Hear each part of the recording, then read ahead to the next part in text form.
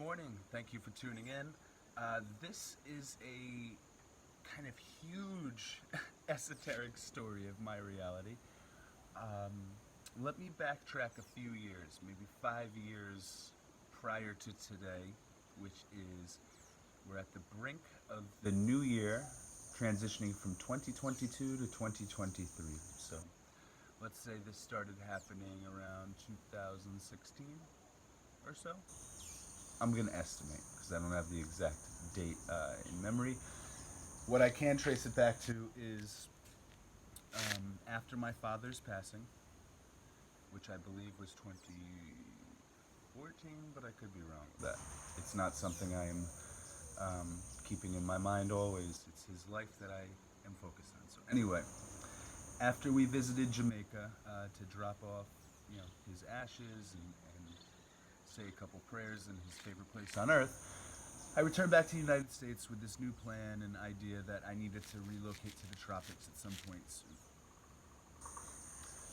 I really restructured my reality at that moment to accommodate this future manifesting itself. And by that, I mean I was spending a lot more time in nature. I was meditating a lot more. I was praying a lot more than I ever had in my life, connecting to other realms, the divine realm specifically, and trying to align to my own true purpose. Even though I was doing something very purposeful in owning temple kinesis in the gym, it wasn't aligned to my needs and my true purpose. That was a way of serving other people, but to make me happy and knowing that a sense of mortality was around the corner because my favorite human and my teacher and my best friend and my role model had just passed very young. But he had also accomplished a ton of things that the average person doesn't accomplish. So it made me think, okay, let's say perhaps I have that same limited amount of time. I'm only going to live to mid-60s at the most, and I'm 30 at the time. What can I start doing to allow myself to live fully in those next 30, 35 years if that's all I have left? And these type of thought forms started taking over my consciousness. Now, what was really interesting was around the same time, I somehow stumbled upon some books for remote viewing, astral projection, lucid dreaming, and I started studying some ancient texts that I had come across in the past that I was now revisiting, things that Leonardo da Vinci had written, Isaac Newton had written, Benjamin Franklin had written, and going back even further, the Orphic hymns, and going back to ancient Egypt and their ideas of reincarnation and the process involved with contacting other conscious entities in the universe, started to become much more feasible and valid, and not just a mythological thing, but more of a mystical scientific thing that I could unravel and understand more. So with the few techniques that I learned from these various places, I started intending on remembering my dreams and navigating my dreams a little bit better. And the easiest way to do so is immediately when you wake up every day, you have a notebook and a pencil or pen next to your bed or wherever you're sleeping. And as soon as you wake up, you try to write down all the details of what you remembered from your dream that night, or the night before, I should say. And with repetition and doing this for a few weeks or a few months, you actually will gain a better grasp and understanding, and also a conscious ability to navigate the dreams, because you're attaching conscious memories to something that was previously a form of unconsciousness for yourself. So it's like waking up. So essentially I woke up in my dreams, and what became very interesting was I noticed that I was continuing to go back to the same scene over and over again, what seemed like this hotel in the middle of a forest somewhere. And usually I was alone, but sometimes there was other people with me, and we were typically at the top levels of the hotel. And then at a certain point, when I started gaining more awareness, and these people were kind of standing there like zombies, not knowing what was up, and I was walking around like, hey, what are you doing? What's going on? When it seemed like I was starting to wake the other people up in my dream to my state of consciousness, waking lucid consciousness, we started to feel maybe a threat or something, and it seemed like somebody was trying to get into the building from the lower levels and that they were coming for us. And it just seemed like my innate responsibility to take care of these people because they were all sleeping and they didn't know what was going on, and get them safely out of this building, this kind of hotel-like structure, into the nearby forest, because I felt if these people are coming into this building, that's a limited, finite structure that they could, find us at some point. But if we get into the forest, that's my zone, and they can't find us in the forest, that's for sure. This is the feeling I had in my dreams. So going on, let's say 3 years pass by, I'm still having this dream, not every night, but maybe a couple times a month. And every time I have it, I realize, okay, like there's something going on that I keep coming back to this exact scene in this dream. So I start drawing the details of the environment that I'm in instead of just writing down the details of the dream. This is where it gets interesting. So now I have, let's say total of 5 years goes by that I'm having these dreams. And at this point I have a big poster board that I bought from, an art supply store, Michael's or Joanne in New Jersey.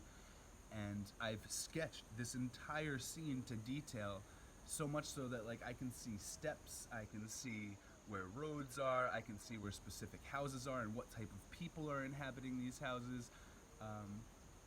I've got this whole like neighborhood scene going on. And let's fast forward a little bit now. COVID hits and the entire reality for everybody on planet Earth is changing and restructured. So I decided now is my time to move to Costa Rica because it was just opportune. Real estate in New Jersey was very high. Real estate in Costa Rica was very low. So it was a financial opportunity for me, but at the same time, the United States was in the worst state of health it had ever been and probably will ever be for history. And nobody was doing anything about changing that.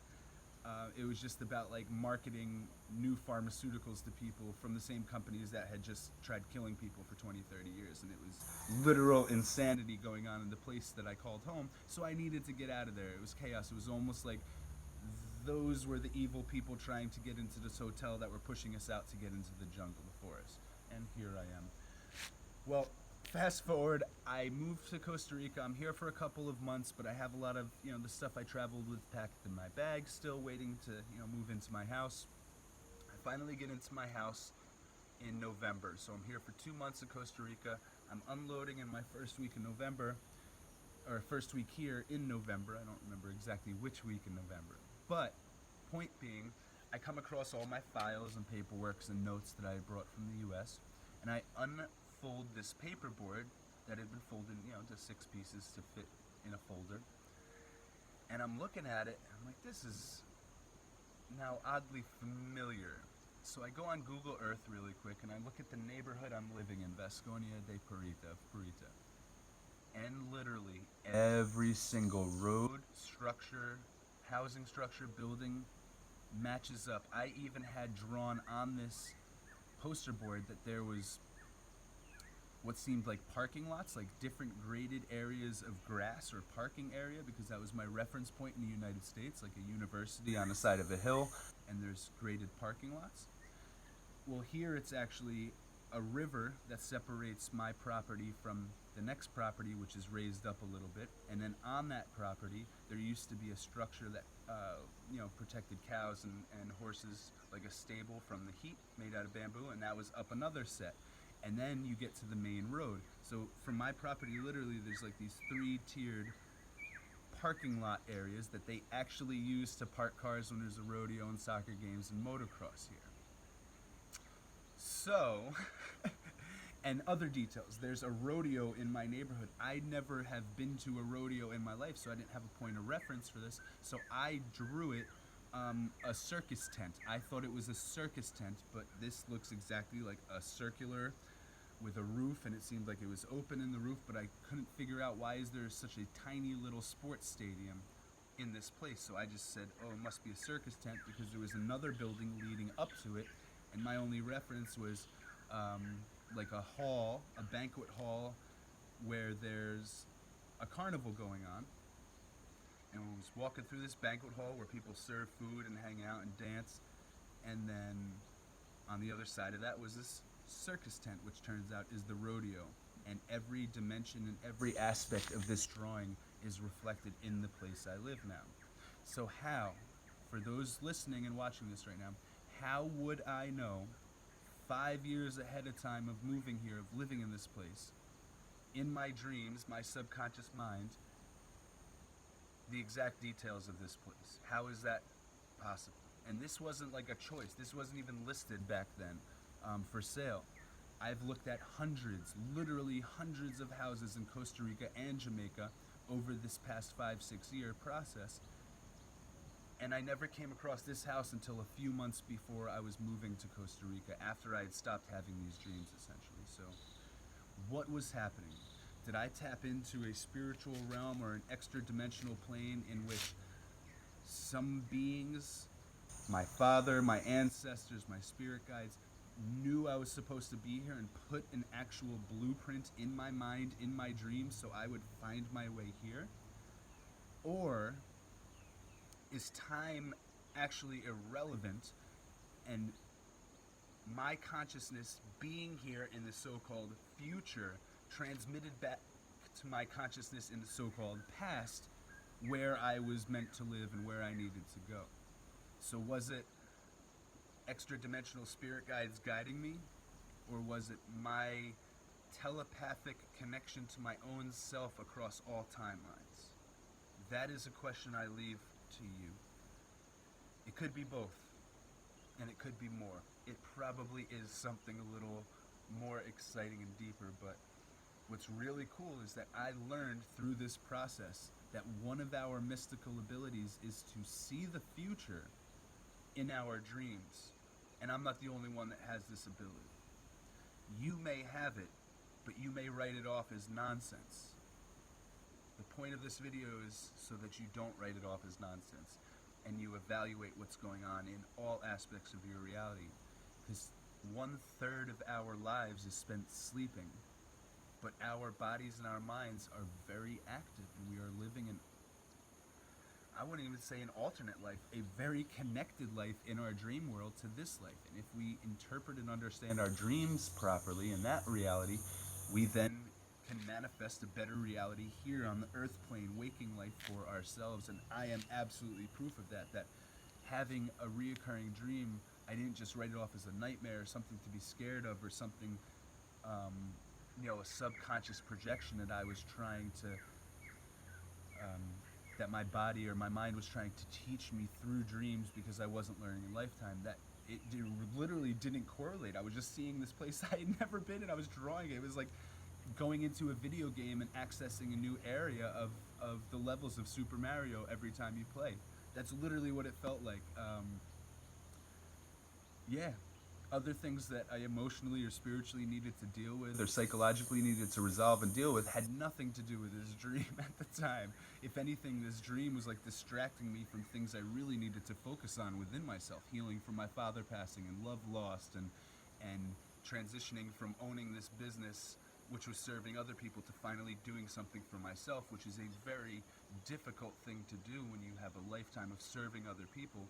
To finally do something for yourself, it feels wrong, to be honest, because other people have told you you need to serve them, and that's your role, or my role was, and I knew it wasn't. So I needed to heal myself and figure out fully who I was, so that people coming into my life could benefit from the best version of myself at all times, and also from this beautiful environment that I have created, or that the other side, the other dimensions have manifested for me through these dreams. So any dream interpreters out there, if you have any insight on this, that would be awesome. But I've kind of figured this all out because it's guided me here already, and I know that it's this neighborhood, and I realize these are valid facts of reality. I'm posting this because in case you're questioning your dreams and prophecies and things you're seeing, and again, sometimes we see things that happen that might be bad, so that we can change those